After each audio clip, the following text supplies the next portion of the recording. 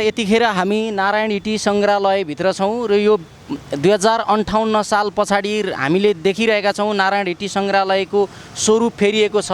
अहिले 2058 साल पछाडि आउने सरकारले अहिले नारायण हिटी राजदरबारलाई रङरोगन गरेर अहिले चिडिक्क झकिझकाउ बनाएका दृश्यहरू हामी देखिरहेका छौँ। त्यति मात्रै होइन दर्शकबिन, हामी तपाईहरुलाई यो स्वर्गीय राजा वीरेन्द्रले प्रयोग गरेका विभिन्न निजी सम्पत्तिहरूलाई अहिले राष्ट्रियकरण गरिसके पछाडि ती सम्पत्तिहरूलाई यहाँको नारायण हिटी राजदरबार सङ्ग्रहालयले के कसरी व्यवस्थापन गरिरहेको छ भन्ने विषयमा हामीले तपाईहरुलाई जानकारी दिनको निम्ति आज हामी यो नारायण हिटी राजदरबार सङ्ग्रहालयभित्रको परिसरमा छौँ। यद्यपि यहाँ नारायण हिटी सङ्ग्रहालयभित्र राजा वीरेन्द्रले प्रयोग गरेका निजी हेलिकप्टर, निजी एरोप्लेनहरू हामीले तपाईहरुलाई कसरी व्यवस्थापन गरिरहेको छ भन्ने विषयमा हामी त्यसको प्रत्यक्ष अवलोकन गराउन हामी तपाईहरुलाई लगिरहेका छौँ। दर्शकबिन, यतिखेर तपाईले देख्न सक्नुहुन्छ यो म नजिकै एउटा नारायण हिटी राजदरबार प्रवेश गर्ने यहाँ ठाउँ छ।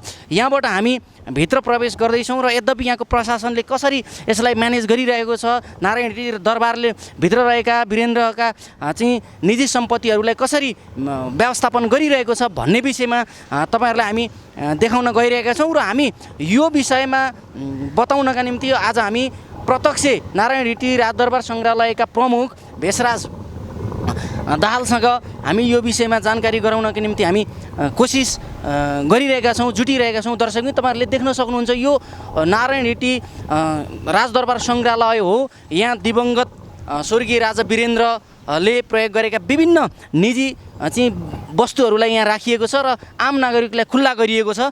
र अहिले यो कोभिडको कारणले यो पुरै दरबार चाहिँ बन्द छ। अब पछि यो कोभिडको सङ्क्रमणकालीन अवस्था अन्त्य हुने बित्तिकै यहाँको यो प्रशासनले यसलाई चाहिँ खुल्ला गरेर आम नागरिकका लागि चाहिँ यो खुल्ला गरेर देखाउने, खुल्ला गर्ने भन्ने हामीले बुझेका छौँ। त्यो पनि के रहेछ, के कस्तो व्यवस्थापन भइरहेको छ भनेर हामी बुझ्न कोसिस गरिरहेका छौँ। दर्शकबिन, तपाईहरुले देख्न सक्नुहुन्छ यो नेपालको इतिहास, नेपालको गौरव, नेपालको राष्ट्रिय सम्पत्ति, साझा सम्पत्ति, नेपालको एउटा चाहिँ नि कालखण्ड जोडिएको, नेपालको इतिहास जोडिएको यो राजदरबार तपाईँहरूले देख्न सक्नुहुन्छ दृश्यमा। दर्शकबिन, यहाँबाट प्रवेश गर्ने हो नारायण हिटी राजदरबार सङ्ग्रहालय।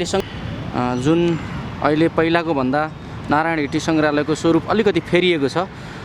2058 साल पछाडि नारायण हिटी सङ्ग्रहालयमा रङरोगन गरिएको थिएन। यद्यपि यसपालि रङरोगन गरेर अलिकति यसको रौनकता फेरिएको छ। अलिकति पहिलाको भन्दा अलि सौन्दर्यतामा वृद्धि भएको देखिएको छ। हामीले तपाईहरुलाई देखाइरहेका छौँ। टलक्कै टल्किने, मोती झैँ टल्किने, हिरा झैँ टल्किने भएको छ यो नेपालको इतिहास जोडिएको नारायण हिटी सङ्ग्रहालय। अब यो कोभिडको सङ्क्रमण कालको अवस्था अलिकति अन्त्य हुने बित्तिकै यहाँको प्रशासनले यो खुल्ला गर्नेछ। लगभग यहाँ 57-58 वटा कोठाहरू चाहिँ खुल्ला भइसकेको हामीले पाएका छौँ। यद्यपि अरू बाँकी कुरा अनि त्यससँग जोडिएका चाहिँ कोठाहरू पनि खोल्ने तयारीमा यहाँको प्रशासनले हामीलाई जानकारी गराएको छ। तपाईहरुले हेर्न सक्नुहुन्छ दर्शकबिन, यो झकिझकाउ चाहिँ रूपमा सजिएको यो नेपालको गौरव, नेपालको एउटा साझा सम्पत्ति नारायण हिटी राजदरबार। हामीले आज यहाँको रिपोर्टिङ गरेर तपाईहरुलाई यहाँको वस्तुस्थितिको बारेमा जानकारी गराइरहेका छौँ। दर्शकबिन हो, दर्शकबिन, आज हामी तपाईहरुलाई पूर्व राजा वीरेन्द्रले प्रयोग गरेका चाहिँ सवारी साधनहरू जो चाहिँ नेपाल सरकारले अहिले संरक्षण गरेर राख्ने क्रममा छ त्योको एउटा रिपोर्टिङ गरिरहेका छौँ, देखाइरहेका छौँ। यो राजा वीरेन्द्रले चाहिँ प्रयोग गर्ने एउटा निजी उहाँको हेलिकप्टर हो याने 030। यो चाहिँ विशेष गरी राजा वीरेन्द्रले नेपालका विभिन्न ठाउँहरूमा सवारी गर्ने क्रममा चाहिँ यो प्रयोग गर्नुहुन्थ्यो। आज यो संरक्षणको पर्खाइमा बसेको थियो र अहिले यो नेपाल सरकारले अहिले यसलाई संरक्षण गर्नको लागि यहाँ ल्याएर राखेको छ। यद्यपि यो अहिले यसलाई राख्ने ठाउँ निर्माण हुने क्रम रहेको हुनाले अहिले यहाँ राखिएको छ। यसलाई केही समय पछाडि यो पुनर्निर्माण गरिसके पछाडि यसलाई चाहिँ एउटा निश्चित ठाउँमा लगेर आम दर्शकका लागि प्रदर्शनमा राख्ने तयारी नारायण हिटी सङ्ग्रहालयले गरिरहेको छ। हामी तपाईहरुलाई देखाइरहेको छौँ। दर्शकबिन, हेर्न सक्नुहुन्छ यो हेलिकप्टर, यो चाहिँ दिवंगत हाम्रा पूर्व राजा वीरेन्द्रको परिवारले प्रयोग गर्नुहुन्थ्यो। उहाँको निजी सवारी साधन हेलिकप्टर हो। तपाईँहरूले देख्न सक्नुहुन्छ यो NA-030 हेलिकप्टर।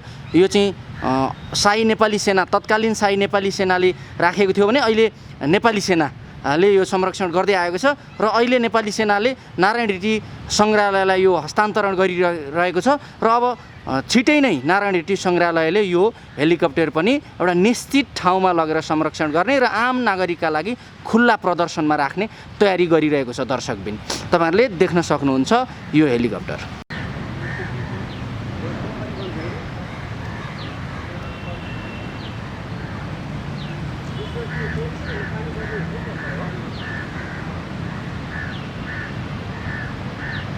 नारायण हिटी सङ्ग्रहालयभित्रको यो एउटा बगैँचामा जाने बाटो तपाईँहरूलाई देखाइरहेका छौँ।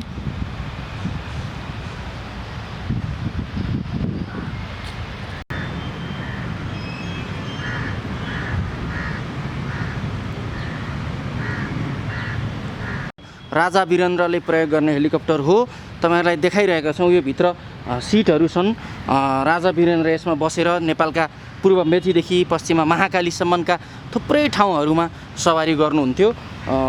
दिवंगत वीरेन्द्रले प्रयोग गरेको यो हेलिकप्टर तपाईँलाई हामीले नजिकबाट देखाइरहेका छौँ। यो सिट अगाडि 3टा सिट तपाईँहरूलाई देखाइरहेका छौँ। दर्शकबिन यो 3टा सिटमा अगाडिको सिटमा राजा वीरेन्द्र बस्नुहुन्थ्यो। एकपट्टिको 2टा सिटमा चाहिँ यसलाई चलाउने क्याप्टेनहरू बसेर यसलाई चाहिँ उडाउनुहुन्थ्यो।